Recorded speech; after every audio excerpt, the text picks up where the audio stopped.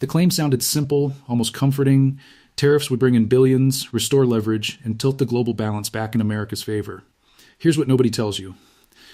Tariffs are never just about money. They are about power, pressure, and reaction chains that move faster than policy can control. If this pattern applies, then what was framed as a revenue tool was also a stress test for the entire global trade system. The moment the words were spoken, markets listened.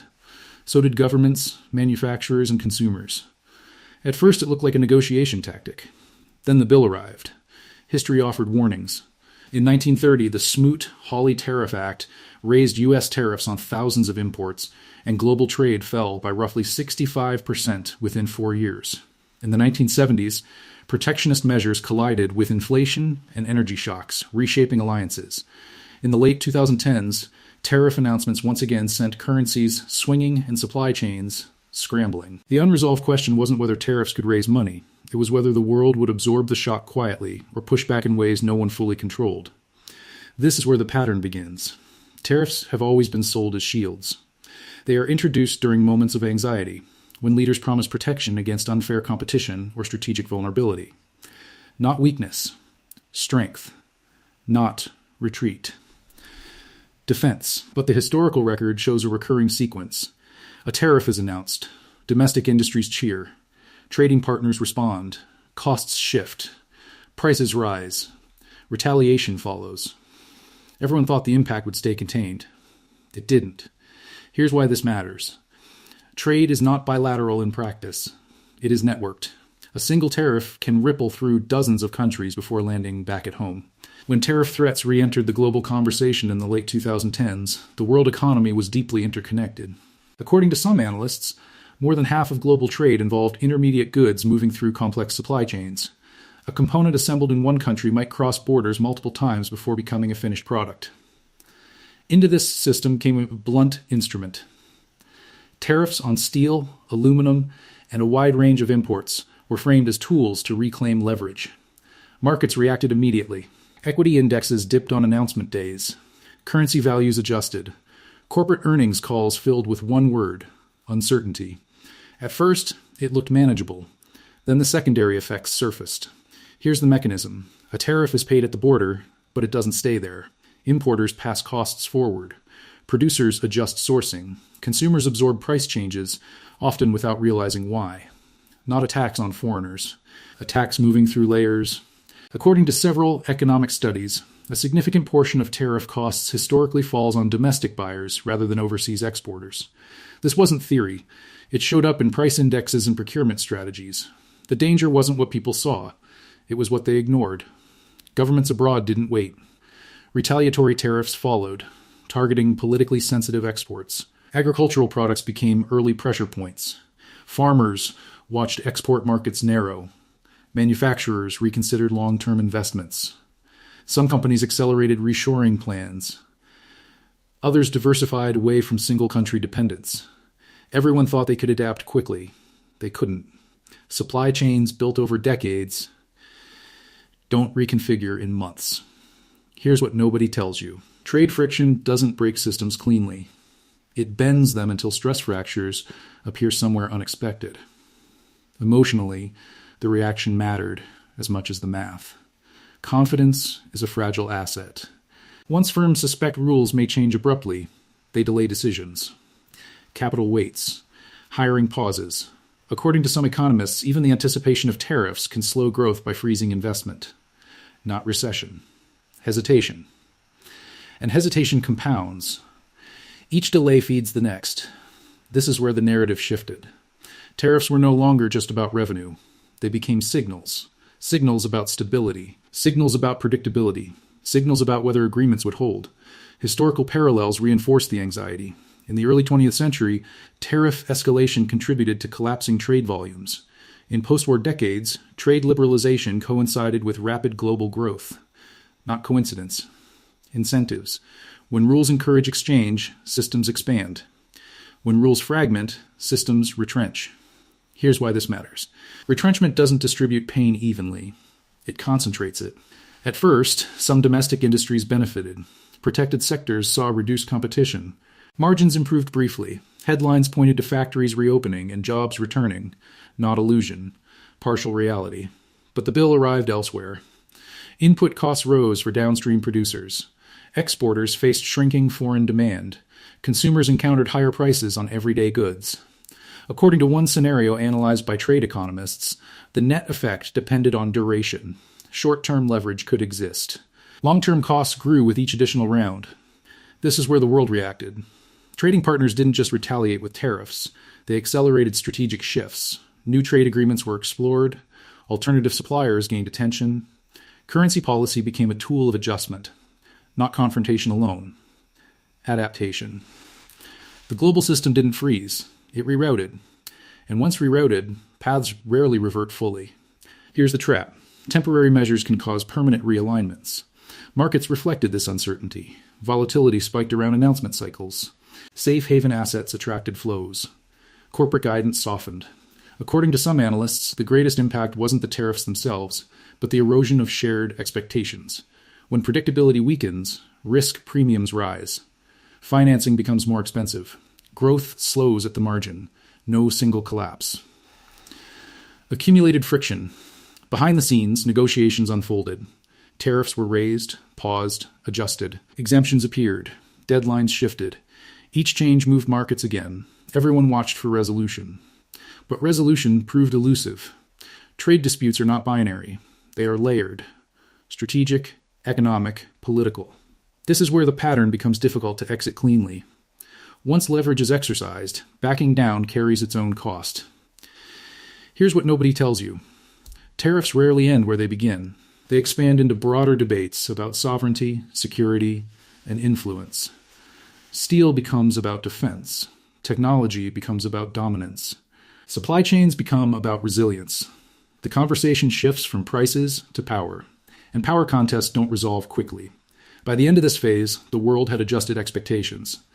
According to conditional assessments by international institutions, global trade growth slowed relative to prior trends. Investment patterns shifted. Some regions benefited from diversion, others lost access. The promise of billions was never isolated. It was embedded in a much larger equation.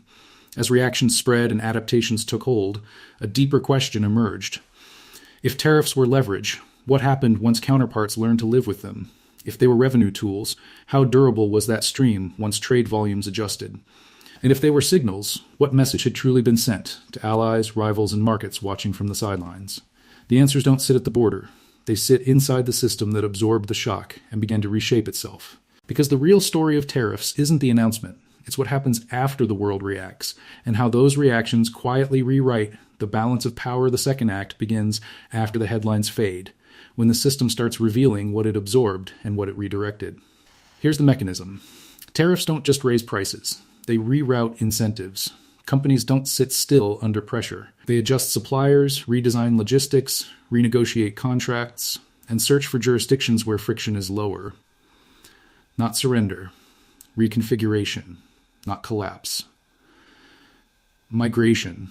According to some analysts, this adaptive behavior determines whether tariffs function as leverage or dissolve into background noise. The world reacted not with panic, but with calculation. In the months following major tariff announcements, trade data told a layered story. Imports from targeted countries declined in specific categories, while imports from alternative suppliers rose. One scenario indicates that tariff pressure accelerated a shift that was already underway, diversification away from single-country dependence. Southeast Asia gained manufacturing share. Mexico and Eastern Europe saw renewed interest. The bill arrived quietly, not as a crash, but as a redistribution. Here's why this matters. Once capital builds new paths, it rarely retraces old ones without strong incentives. Who paid during this transition? The answer depended on position. Consumers faced higher prices on select goods, often without clear attribution. Exporters in retaliated sectors lost market access. Some domestic producers gained protection, but also faced higher input costs. According to several economic assessments, the net effect varied by industry and duration. Short-term revenue could be collected. Long-term competitiveness depended on whether firms used the window to invest or simply to raise margins, not revenue alone. Behavior. This is where the pattern echoes history. Protection creates breathing room, but only temporarily. In earlier eras, nations that paired tariffs with productivity gains emerged stronger. Those that relied on tariffs alone stagnated. Here's what nobody tells you. Tariffs buy time, not outcomes. What happens during that time determines whether the policy becomes leverage or liability. Geopolitically, reactions moved beyond trade balances. Allies recalibrated trust. Rivals tested boundaries. Trade talks expanded into technology, data, and security. According to conditional analyses, tariffs blurred lines between economic policy and strategic signaling. Steel and aluminum weren't just commodities. They were proxies for resilience. Technology tariffs weren't just about chips. They were about future dominance. This is where the trap emerges. When economic tools become strategic weapons, escalation becomes easier than de-escalation. At first, it looked like a standoff. Then, adaptation accelerated. Firms redesigned products to avoid tariff classifications. Countries negotiated carve-outs. Currency movements absorbed part of the shock. Everyone thought the system would snap. It flexed. But flexing carries a cost. Complexity increased. Compliance burdens grew. Smaller firms struggled more than multinationals with global reach. According to some economists, this widened the gap between firms that could arbitrage policy and those that couldn't. Not equality. Stratification. Markets adjusted their expectations. Volatility settled into a new range. Risk premiums reflected uncertainty as a baseline rather than an exception. Investors began pricing in policy risk as a permanent feature. Here's why this matters. When uncertainty becomes normalized, growth slows at the edges. Fewer bets are made. Innovation becomes cautious. The system doesn't break. It drags. Over time, the revenue question returned. Tariff collections did rise in nominal terms, but volumes shifted. One scenario suggests that as supply chains reoriented, the taxable base changed. Revenue streams proved less predictable than promised. Meanwhile, enforcement costs increased. Negotiations consumed political capital. The initial simplicity dissolved into management. This is where the promise of billions met the reality of governance. Yet tariffs were not without impact. They forced conversations that had stalled. They exposed dependencies that were previously ignored. They accelerated resilience planning. Some industries invested in automation and domestic capacity. Others sought new partnerships. According to conditional evaluations, the legacy effect depended on follow-through. Tariffs as catalysts could lead to reform. Tariffs as endpoints led to friction. Here's the trap. Once a system adapts, reversing course doesn't restore the old equilibrium. It creates a new one. Allies recalibrate expectations. Rivals harden strategies. Firms hedge against policy swings. Trust becomes conditional, not cooperation by default. Contingency by design. This is where power structures quietly shift. Looking ahead, analysts outline multiple paths. In one scenario, negotiated frameworks reduce uncertainty while preserving leverage, stabilizing trade flows at a new equilibrium. In another, fragmented rules persist, leading to regional blocks and slower global growth. In a third, escalating measures spill into finance and technology, amplifying systemic risk. None are predetermined.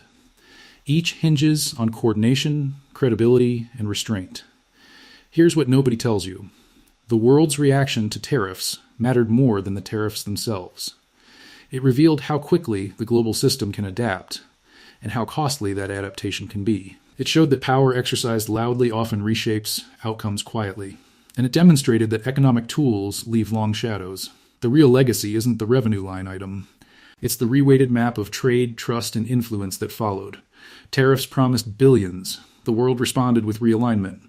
And once realignment begins, the question is no longer how much money comes in, but who controls the pathways through which money, goods, and power now flow.